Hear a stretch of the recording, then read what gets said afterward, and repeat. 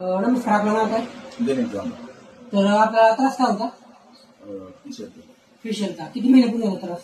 आता जवळजवळ 6 महिने होते. 6 महिन्यापूर्वी तुम्हाला फेशियल त्रास होता. हम्म. बरोबर आहे. तर तुम्हाला आपल्या शॉप बद्दल माहिती तुम्ही सांगितली. एक बारामतीचं आहे जगताप म्हणून हा त्यांनी सांगितलं, त्यांनी औषध घेतलेलं हा तेव्हा त्यांच्या ह्याच्यावर आलं. हा. म्हणजे जगताप सरांनी तुम्हाला औषधाबद्दल सांगितली, माहिती वगैरे सांगितली. हो, तर चांगलं आहे. तुम्ही इथं आला शॉपमध्ये.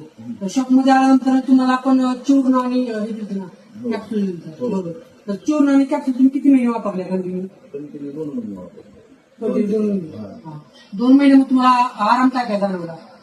सगळे पोट साफ वगैरे दवाखान्यामध्ये किती खर्च केला? हॉस्पिटलला वगैरे किती खर्च केला होता? 30,000 रुपये खर्च केले. म्हणजे बाकी 30,000 रुपये खर्च करून पण तुम्हाला बाहेर दवाखान्यामध्ये रिझल्ट आला नाही. हा. बरोबर. आपला उत्कर्ष आहे की तुम्ही चूर्ण वापरलं, कॅप्सूल वापरल्या, एवढं वापरल्यावर तो आजार पूर्ण बरोबर. आणि 5 ते 6 महिन्यानंतर तुम्ही भेटण्यासाठी आलेला आहे. बरोबर. हो. जे काही त्यांचे मित्र आहेत त्यांच्या मित्रांना पण पाहिजे होतं, तर त्या मित्रांना घेऊन शॉपवरती आले. बरोबर. तर तुम्ही पेशंटला काय सांगू इच्छिता की आयुर्वेदिक वापरलं पाहिजे काय?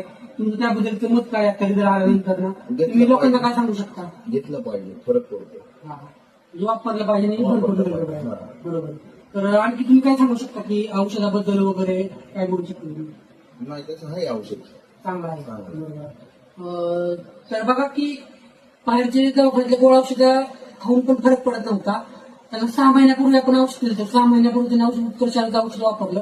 औषध वापरल्यानंतर 6 महिन्यानंतर भेटले ते आपल्याला, तर आता त्यांचा कुठला त्रास नाही. बरोबर.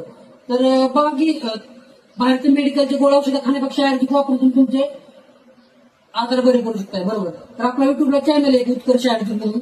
एक 4 ते 5 वर्षामध्ये जे पेशंट आपण बरे केलेत त्या पेशंटचे सगळे रिझल्ट आपण युट्यूब चॅनल आपल्याला टाकलेले आहेत. तर तुम्ही लाईक करा, शेअर करा, सबस्क्राईब करा. सो धन्यवाद.